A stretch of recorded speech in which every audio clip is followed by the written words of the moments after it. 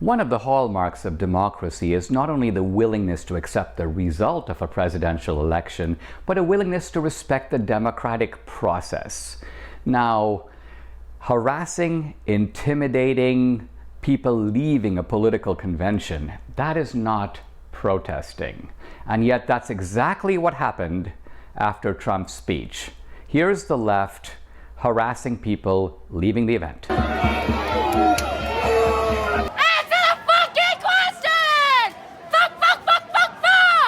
They even surrounded and intimidated Senator Rand Paul.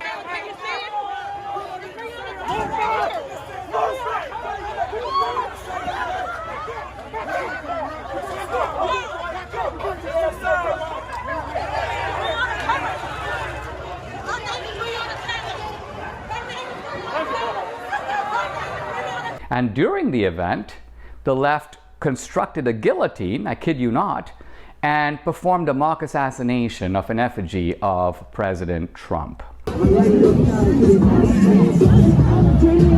Now, this is an escalation to, I would call it, ISIS-type behavior. The ISIS model is very applicable here. Number one, start raising and bringing down the monuments. ISIS did that. Number two, a regime of arson, intimidation, and terror. ISIS again. Three, enforce social conformity across the entire culture. That's ISIS. All that's missing is the beheadings. And now by constructing a guillotine and assassinating Trump, if only in effigy, there's a symbolic movement in that direction too by the left. Imagine if we did this to Obama. Imagine if we did all these same things. Imagine the reaction among the Democrats and in the media. I don't have to tell you. But here's Kamala Harris encouraging what's going on. She says it's never going to stop, not even after the election. That's right. But they're not going to stop. They're not going to stop. And this is a movement, I'm telling you. They're not going to stop. And everyone beware, because they're not going to stop. They're not going to stop before Election Day in November, and they're not going to stop after Election Day. And that should be, everyone should take note of that on both levels, that they're not going to let up, and they should not. And we should not.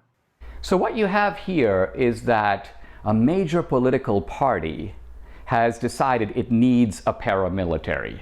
They are actually sowing the seeds of this hate. Their only reluctance is when the polls begin to show that it's unpopular. They don't care about people. They don't want to cause less bloodshed. They just want to tone it down when it's not benefiting them. But they are completely for it.